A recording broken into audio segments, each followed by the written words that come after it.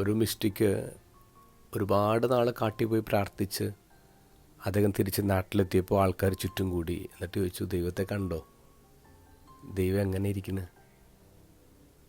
മിസ്റ്റിക്കാണെങ്കിൽ കൺഫ്യൂഷനായി. കാരണം അദ്ദേഹം അറിഞ്ഞ ദൈവത്തെക്കുറിച്ച് എങ്ങനെ പറയാനാണ്? അത് വാക്കുകൾ കൊണ്ട് പറയാൻ പറ്റാത്ത കാര്യമല്ലേ. എങ്കിലും അദ്ദേഹം ഇങ്ങനെ പറഞ്ഞു, ഇന്നാഡിക്വേറ്റ്, ഇന്നാക്യുറേറ്റ്.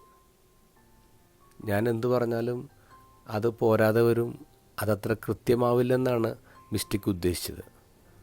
പക്ഷെ അത് കേട്ടിരുന്ന ചില ആൾക്കാർ ആ 2 വരി എടുത്തിട്ട് അത് വിശുദ്ധ ഗ്രന്ഥമാക്കി അവരത് മറ്റുള്ളവരെ പഠിപ്പിക്കാൻ തുടങ്ങി. ചില ആൾക്കാരത് മറ്റു രാജ്യങ്ങളിൽ പോയി പഠിപ്പിച്ചു. ചില ആൾക്കാർ അതിനുവേണ്ടി മരിക്കാൻ വേണ്ടി തയ്യാറായി. ഇത് കേട്ടപ്പോൾ മിസ്റ്റിക്കിനാകെ സങ്കടമായി. അദ്ദേഹം ചിന്തിച്ചു, ഞാൻ ഒന്നും മിണ്ടാതിരുന്നാൽ മതിയായിരുന്നു. ശരിക്കും ദൈവത്തെക്കുറിച്ച് പൂർണ്ണമായിട്ട് അറിവില്ലാത്ത എന്നെപ്പോലുള്ള ആൾക്കാരാണ് ദൈവത്തെക്കുറിച്ച് സംസാരിച്ചുകൊണ്ടിരിക്കുക. സംസാരിക്കുന്ന മുഴുവൻ എൻ്റെ അറിവിൻ്റെ, എൻ്റെ അനുഭവത്തിൻ്റെ പരിമിതികളാണ്, പൊട്ടത്തരങ്ങളാണ്, അതിഭാഷണങ്ങളാണ്. ശരിക്കും ഇത് ഗോസ്പൽ, അതാണ് ഈശോ പറയുന്നത്, അതിഭാഷണങ്ങളാണ്. എന്നിട്ട് ഈശോ പഠിപ്പിക്കുന്നൊരു പ്രാർത്ഥനയുണ്ട്, അപ്പാന്ന് വിളിച്ചുള്ള പ്രാർത്ഥന.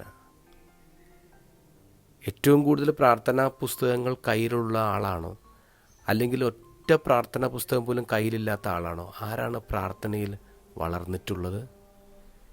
ഈ ലോകത്തുള്ള എല്ലാ പ്രാർത്ഥനകളും നിങ്ങൾ മറന്നേക്ക്. ഇപ്പം ഒറ്റ കാര്യം മാത്രം ഓർത്താൽ മതി, ദൈവത്തെ അപ്പാന്ന് വിളിക്കാൻ മറക്കാതിരിക്കുക.